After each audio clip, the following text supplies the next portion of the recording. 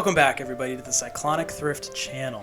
Thank you all for tuning in to today's budget deck tech on an exciting new commander, semi-new. I know the set came out a while ago, but it was kind of the last in the line of cards that I wanted to pull from the Wilds of Eldraine set, and so it's coming out a little later than I would like, but nevertheless, still excited to show this guy to you, or this lady, if I may correct myself. In any case, this commander is a super interesting strategy, and in the sense where it's not complicated, but it's very straightforward, and everything in this deck is going to support this strategy. There's no halvesies, midway, wishy-washy, I'm going to do 3 different things and hope my value takes you down, that sort of thing. This is, I will burn everyone as soon as I get on the battlefield. So yeah, it's going to be a lot of fun. I hope you guys take some notes from this deck, have some fun with it. Again, please let me know if there's cards you think I missed or should have included. And yeah, without further ado, let's get into it. So the commander we'll be looking at today is, you might have guessed, is Imodane the Pyrohammer. She's 2 and 2 red for legendary creature human knight 4/4. And has the ability, whenever an instant or sorcery spell you control that targets only a single creature deals damage to that creature, Imodane deals that much damage to each opponent. Yeah. So, as soon as I saw this card, I immediately thought of the biggest power bomb spells I could think of that target creatures. Right, this is a strategy, again, like I said, is not going to sugarcoat things. We are looking to deal as much damage as possible to a single creature.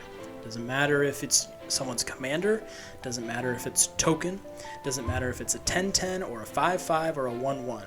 It doesn't have to kill the creature, it doesn't have to deal as much damage to that creature's toughness, it just has to smack it in the face for however many you can.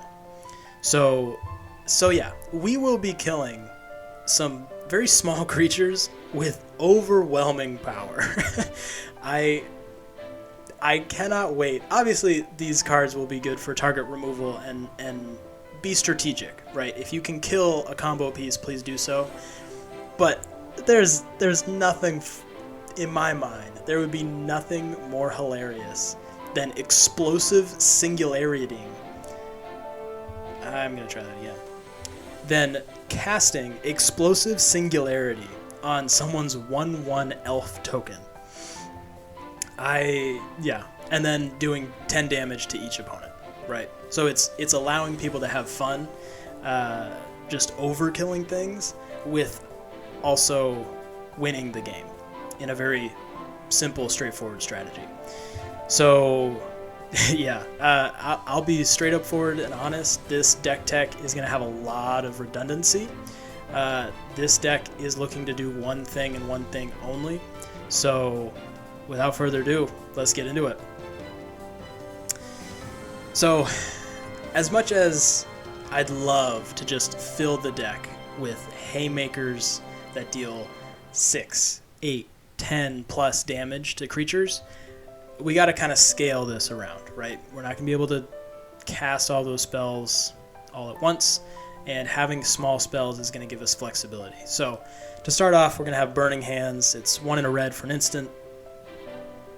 Deals 2 damage to target creature or planeswalker, but if it's green, it deals 6 damage instead. There's a lot of creatures in Magic that are green, and there's a very high chance that when you're playing a game of 4, someone on the table is playing green. So to be able to deal 6 damage to each opponent for 2 mana at instant speed is a very high upside. Yeah, of all the cards in this deck, this might have damage to mana cost ratio, might have the highest potential. But still, if there's no green permanents on the battlefield, or say Imodane's not out, you don't feel the need to really worry about that, then it's still, a nice 2 damage spell. Can take out a pesky blocker or something like that. It'll still be helpful. The next is Rumbling Rock Slide. It's 3 and a red for a sorcery, and it deals damage to target creature equal to the number of lands you control. Again, super simple, super straightforward.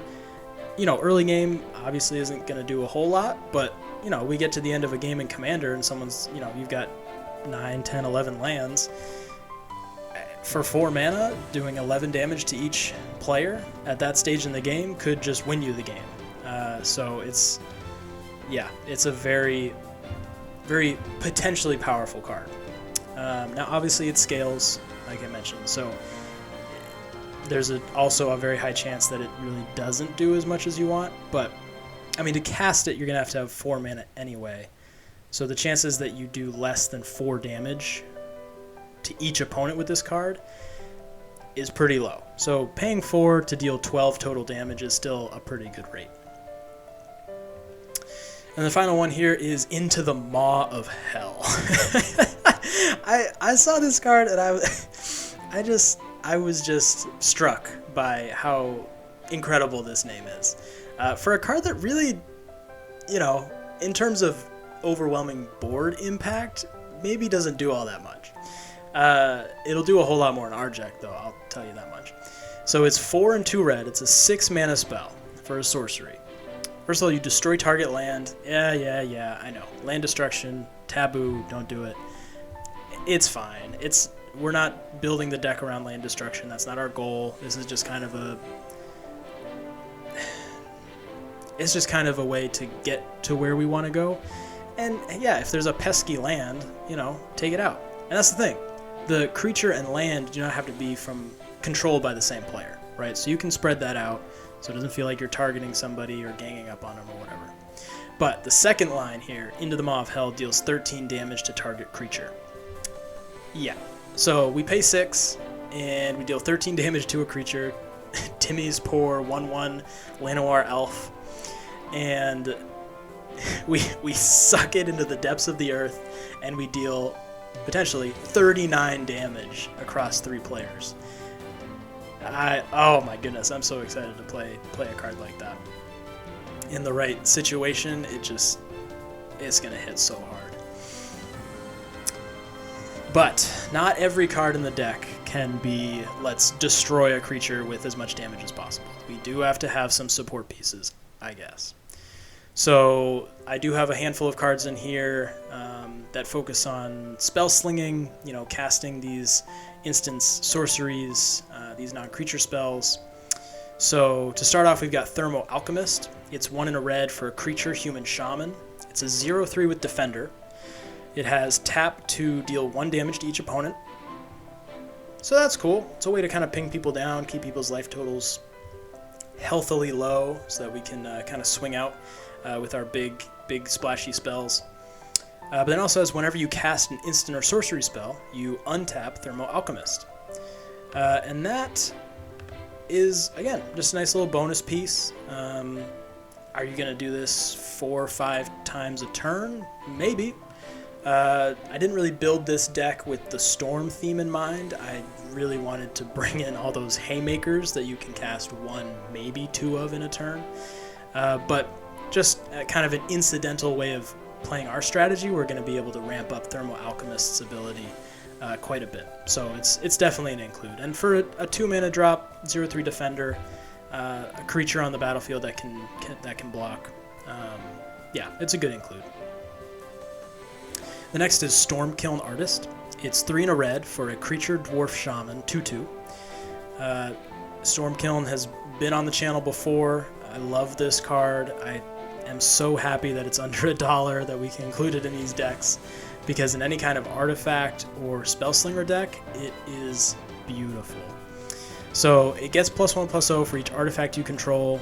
We're not going to have a lot of those. That doesn't matter. But whenever you cast or copy an instant or sorcery spell, you create a treasure token.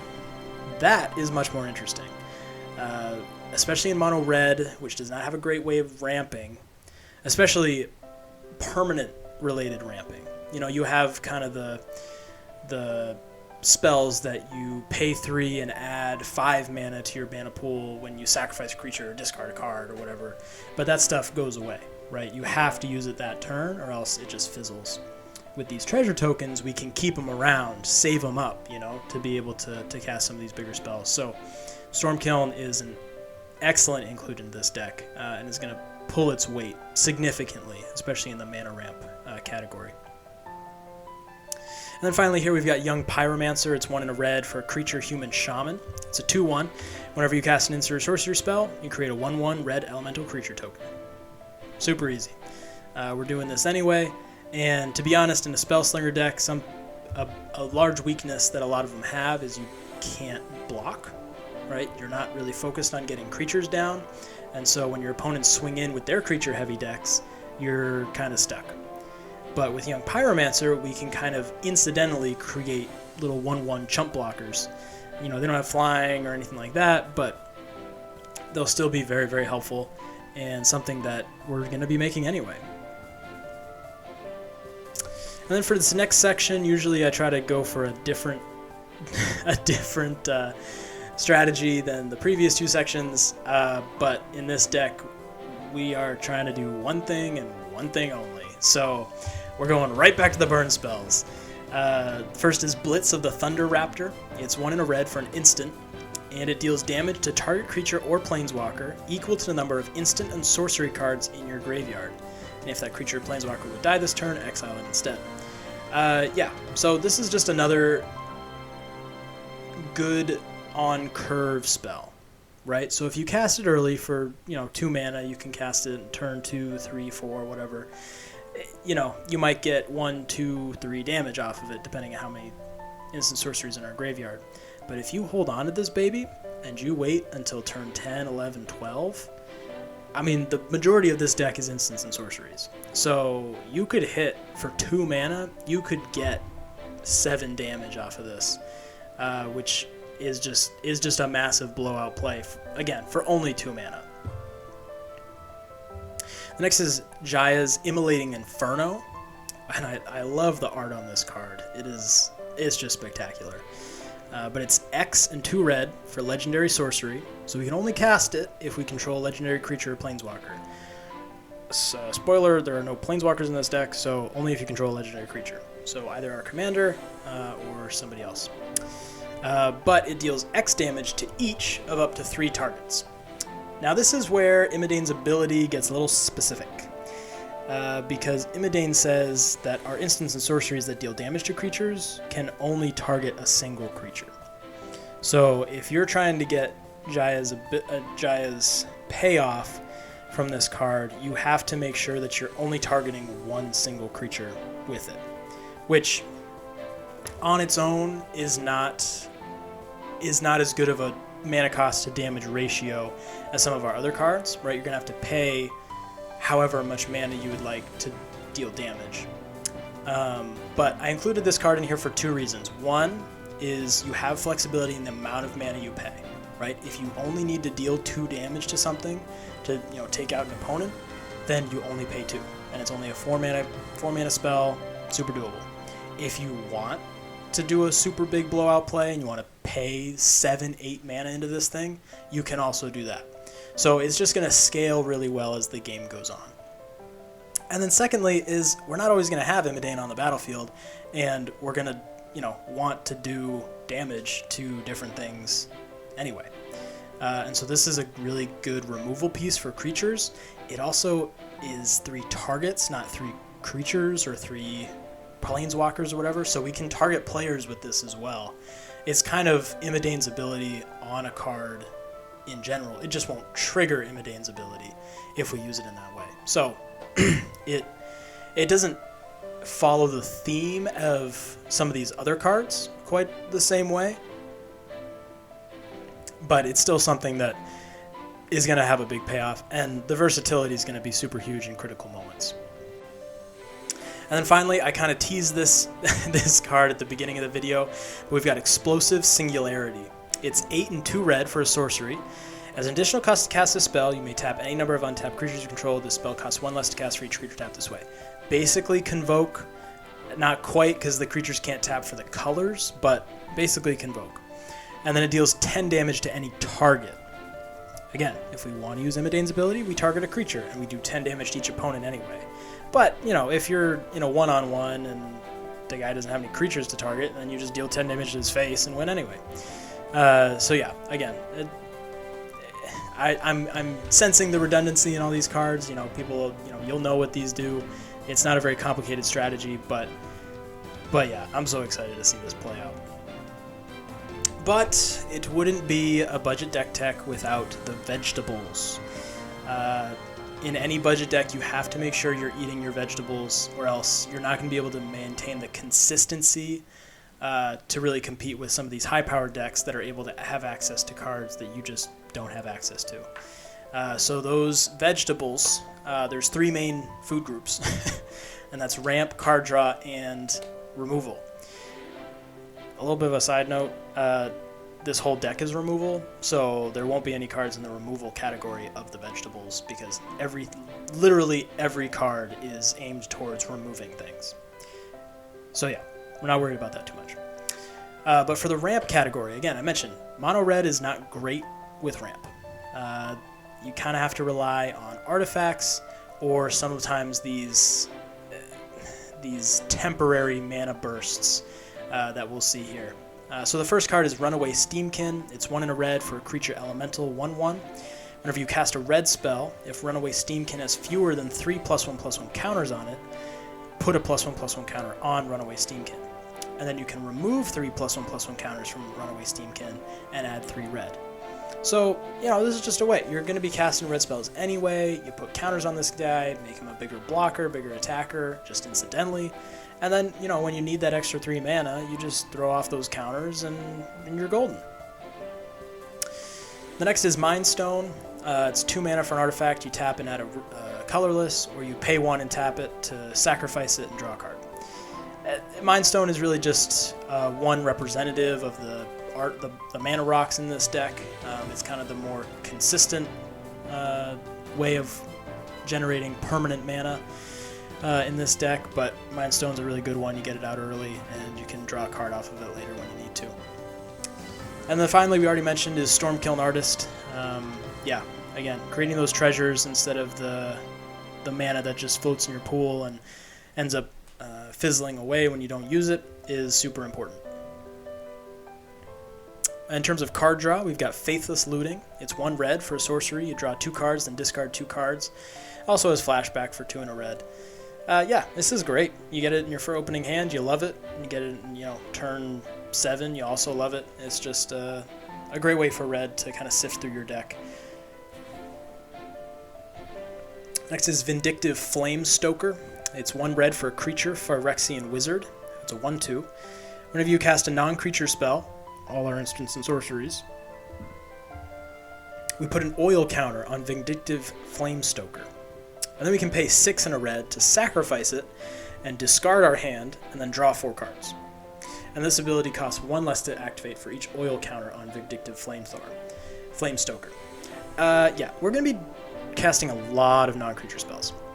Yeah, between the artifacts and all the instant sorceries we've already talked about, this thing will get 6 counters like nobody's business. And it's a 1-drop, so we're getting it out on turn 1, 2, something like that, and just accruing value. So eventually we just pay 1 red, sacrifice it to draw. Well, we discard our hand, but at that point, hopefully we have less than 4 cards. Draw 4 cards. It's just something that's going to sit on the battlefield until we need it. Super helpful. And the last is Magus of the Wheel. It's 2 in a red for Creature Human Wizard 3/3. Pay 1 in a red, tap it, sacrifice it. Each player discards their hand and draws 7 cards. Yeah, the wheel effect in red is going to be super helpful. Help us to get back to that full hand size, especially in a color that we really won't be able to keep up with the rest of the table in terms of card draw. And removal, already talked about. We've got all of that, so we're going to move on right ahead to the Thrift pick, woohoo, of the deck. Again, for those of you who have not watched videos before, Thrift pick is not what I think is the best card in the deck, although this one might be. It's the card that I'm most excited to play out. And you've already heard my excitement about all of these massive blowout instants and sorceries that deal a gajillion damage to things. But my Thrift pick for this deck is actually a creature. It's called Fire Servant. It's 3 and 2 red for a creature elemental 4/3. If a red instant or sorcery spell you control would deal damage, any damage, it deals double that damage instead. So all of those big bombs that I was talking about and was really excited about, this just makes them twice as good. Yeah, I can't imagine your opponents are really going to let you have this out for very long, but if you're able to get this down and then cast Into the Maw of Hell or Explosive Singularity, oh my gosh.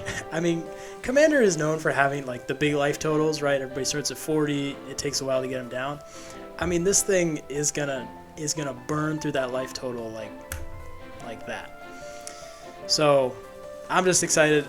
Again, I don't know how well this is going to play out or if people are really going to let you keep this card out, but if they do, you're in for a good game. And that brings us to the end. Thank you guys for making it to the end of the video. I hope you enjoyed it. Took some inspiration. Like I said before, if you think of any cards that I should have included or might have overlooked, please let me know in the comments down below. Yeah, other than that, if you're not subscribed, please do so. Like the video and share it. And until next time, stay thrifty, everybody.